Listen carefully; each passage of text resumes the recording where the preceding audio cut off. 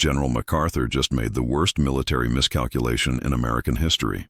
That's what CIA analysts whispered in November 1950 as they watched 300,000 Chinese soldiers pour across the Yalu River. MacArthur had ignored every warning. He'd called the CIA's intelligence speculation. Now his army was running for their lives in minus 30-degree weather, and the classified cables flooding into Langley were nothing short of catastrophic. What the CIA actually said in those documents remained buried for decades, until now. In October 1950, General Douglas MacArthur stood at the peak of his career. He'd just executed the brilliant Incheon landing, crushing North Korean forces and turning the tide of the war. The 70-year-old general was untouchable, a living legend who'd shaped the Pacific theater in World War II. But something dangerous was happening inside MacArthur's mind. He'd stopped listening to anyone who disagreed with him. The CIA's Office of National Estimates had been sending alarming reports to Washington since September. Their sources in Asia were detecting massive Chinese troop movements near the Korean border. Radio intercepts suggested entire army groups mobilizing. Human intelligence from refugees described seeing endless columns of soldiers marching south under cover of darkness. CIA Director Walter Bedell Smith personally briefed President Truman about the threat, stating that Chinese intervention was not just possible, but probable if UN forces approached the Yalu River. MacArthur dismissed it all. In a meeting with Truman on Wake Island in October, the general confidently predicted the war would be over by Thanksgiving. When asked about Chinese intervention, MacArthur said there was very little chance of it happening. If China did attack, he claimed, it would be the greatest slaughter because they had no air force. His intelligence chief, Major General Charles Willoughby, went even further, calling CIA reports fantasy and accusing the agency of spreading communist propaganda. The CIA wasn't backing down. On November 1st, they issued a special estimate titled Probability of Direct Chinese Communist Intervention in Korea. The document was stark. It concluded that China had already committed between 30,000 to 40,000 troops, and that this number could explode to 300,000 within weeks. The report warned that MacArthur's current offensive toward the Yalu was walking directly into a trap. Every mile north was a mile deeper into potential catastrophe. MacArthur received the report and filed it away. On November 24th, he launched what he called his End the War offensive. He told reporters his boys would be home by Christmas. That same day, CIA analysts in Washington were tracking something terrifying on their maps. The Chinese weren't just sending small units anymore. They were positioning one of the largest military forces ever assembled in modern history, hidden in the mountains of North Korea, waiting for MacArthur's stretched supply lines to reach the breaking point. The trap was set, and America's greatest general was about to walk right into it. November 25th, 1950, Thanksgiving Day. While families across America carved turkeys and gave thanks, CIA analysts at Langley were experiencing something close to panic. The morning intelligence summary that landed on Director Smith's desk contained a single word, stamped in red, urgent. Chinese forces had attacked along the entire front during the night. But these weren't the limited volunteer units MacArthur had predicted. The CIA's field station in Tokyo was forwarding battlefield reports that described something unprecedented. Entire divisions were appearing out of nowhere.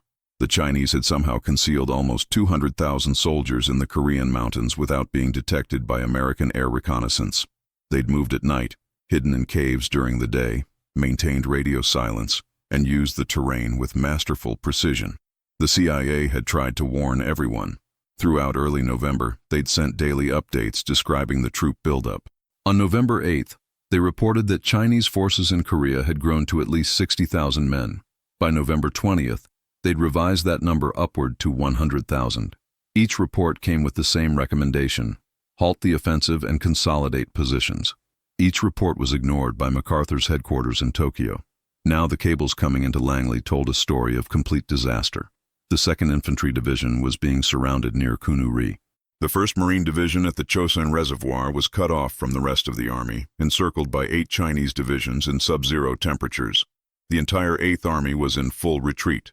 Soldiers were abandoning equipment, vehicles, artillery pieces, anything that would slow them down.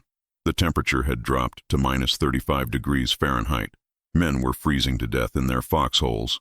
CIA analysts began compiling what they called the catastrophe file.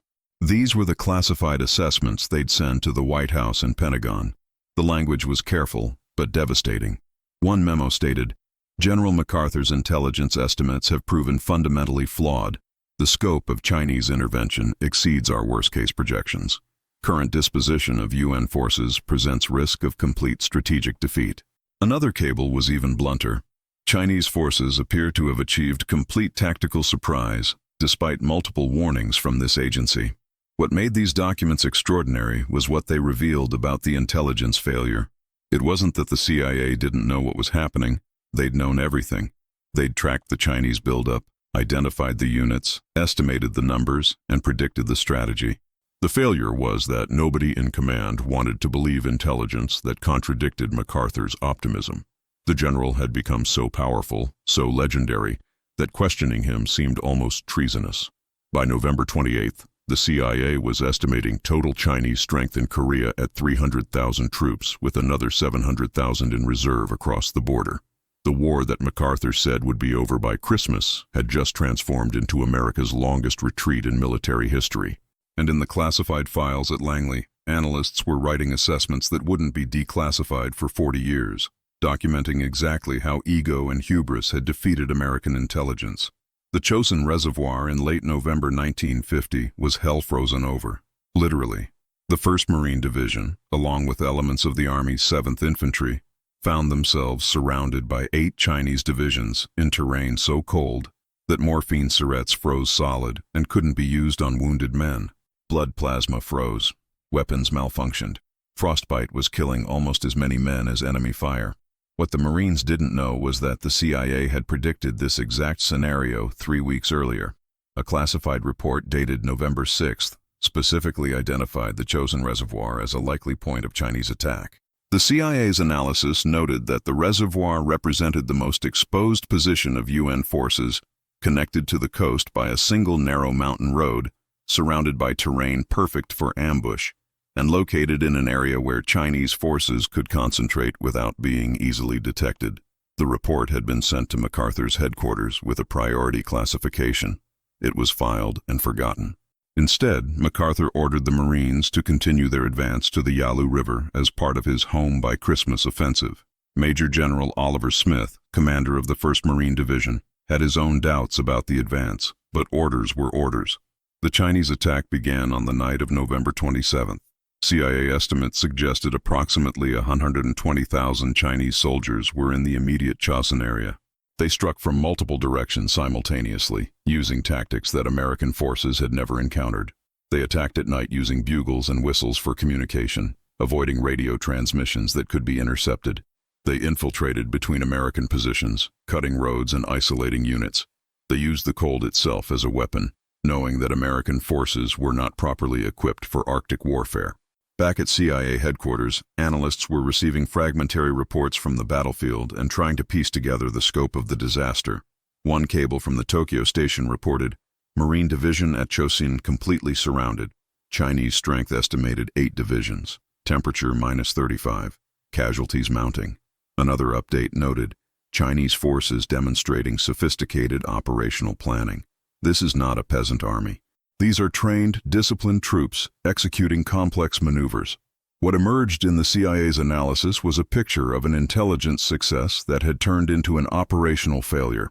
The agency had correctly identified Chinese capabilities, intentions, and even probable timing of attack. They'd warned about Chosin specifically, but the intelligence had been rejected because it didn't fit MacArthur's narrative of inevitable victory. One CIA analyst later wrote in a declassified memo, "We provided accurate intelligence. We were not believed. Thousands of men are now paying the price for that disbelief." The Marines at Chosin would fight their way out in one of the most legendary retreats in military history. Of the 30,000 UN troops at the reservoir, approximately 10,000 became casualties. They fought in what soldiers called frozen hell, battling not just the Chinese but the weather itself. When they finally reached the coast at Hungnam, they'd brought their dead, their wounded, and their equipment with them. As Marine General Smith famously said, "Retreat, hell. We're just attacking in a different direction." But the question haunted CIA headquarters. How many of those men could have been saved if someone had listened 3 weeks earlier? In the first week of December 1950, CIA Director Walter Bedell Smith did something unprecedented. He authorized a classified internal review titled Assessment of Intelligence Performance in Korea, November 1950.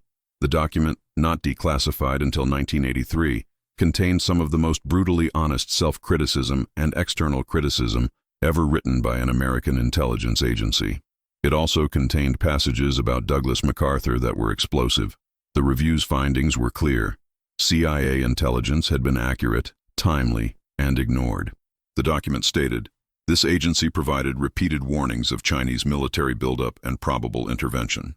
These warnings were based on multiple independent sources including signals intelligence, human intelligence, and photographic reconnaissance. The warnings were specific regarding numbers, locations, and capabilities. They were largely disregarded by Far East Command. But the review went further. One section, written by senior analyst Paul Nitze, addressed the MacArthur problem directly. It noted that the general had created what modern analysts would call an echo chamber at his Tokyo headquarters. MacArthur's intelligence chief, General Willoughby, was described as having consistently shaped intelligence reports to match the commanding general's preconceptions. The document cited multiple examples where Willoughby had altered CIA estimates before presenting them to MacArthur, downplaying Chinese capabilities and intentions. The most damning section dealt with what the CIA called intelligence politicization. The review documented how MacArthur's headquarters had pressured CIA officers to change their assessments. In one case, a CIA liaison officer in Tokyo reported being told by Willoughby that his reports about Chinese troop movements were defeatist and not wanted. Another CIA officer described being excluded from briefings after presenting evidence that contradicted MacArthur's optimistic timeline.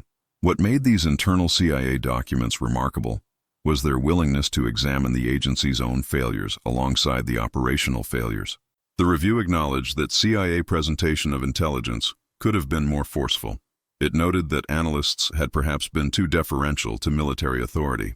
One section stated, "We must consider whether this agency showed appropriate assertiveness in pressing our estimates upon commanders who chose to reject them. Intelligence exists to inform decision-making, not to be ignored when inconvenient."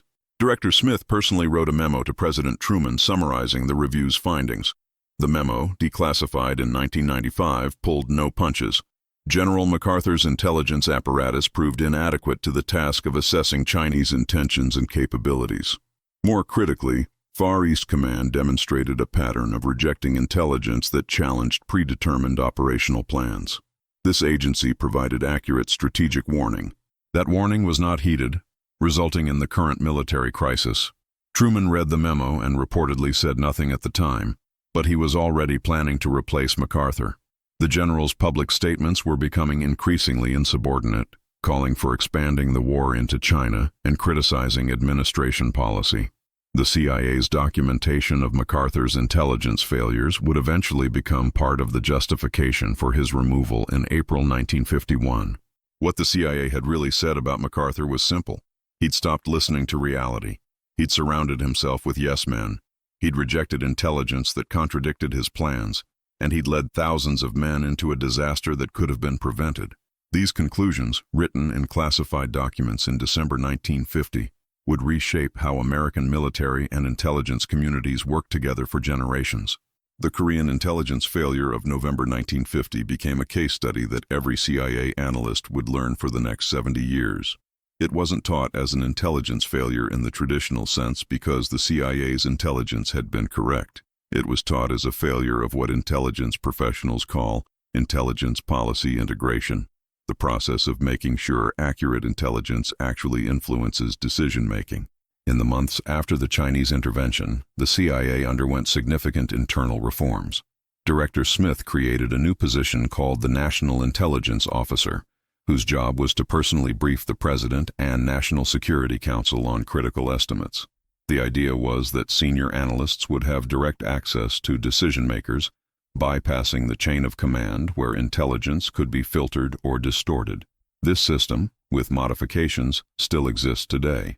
The Korean experience also led to the formalization of national intelligence estimates, the NIEs that would become the gold standard for intelligence analysis. These were coordinated assessments that represented the consensus view of the entire intelligence community. The first formal NIE was produced in 1951 and dealt with Soviet intentions in Korea. The process was designed to prevent what had happened with MacArthur, a single commander rejecting intelligence because it came from one agency. But the deeper legacy was cultural. The CIA developed what analysts call the obligation to dissent. If an analyst believed that intelligence was being ignored or distorted for political or operational reasons, they had not just the right, but the duty to push back, to document their concerns, and to ensure their assessments reached senior leadership. This principle would be tested repeatedly over the decades, from Vietnam to Iraq, with mixed results. The MacArthur case also changed military intelligence relations. The Defense Department established its own Defense Intelligence Agency in 1961, partly in response to Korea. The idea was that military commanders needed dedicated intelligence support, but that this intelligence still had to be validated against independent assessments from CIA and other agencies. The tension between operational commanders, who want intelligence to support their plans, and intelligence analysts who follow the facts wherever they lead, has never been fully resolved. Perhaps most importantly, Korea taught the CIA about the danger of what psychologists call confirmation bias at the highest levels of government. When powerful leaders become emotionally or politically invested in a particular course of action, they tend to embrace intelligence that supports that action and reject intelligence that challenges it. The CIA's response was to develop more rigorous analytic standards, require multiple sources for critical judgments, and create red team exercises where analysts deliberately tried to disprove their own conclusions. Declassified documents from the 1950s and 60s show that CIA leadership constantly referred back to the MacArthur case when discussing analytic standards. One training document from 1967 stated, "Remember Korea, we were right, we were ignored. Men died. Our job is to be right and to be heard. Neither alone is sufficient." Today, when CIA analysts brief the president in the daily intelligence briefing, they're operating under protocols that were shaped by what happened in Korea in November 1950. The lesson was simple but painful. Accurate intelligence without courage to deliver it forcefully to power is worthless. And power that refuses to listen to intelligence it doesn't want to hear will eventually face reality's consequences. MacArthur was fired in April 1951. The CIA's assessments about Chinese capabilities proved accurate in every detail. And the Korean War, which MacArthur promised would be over by Christmas 1950, continued until July 1953. The DMZ that divides Korea today stands as a frozen monument to the price of ignoring intelligence.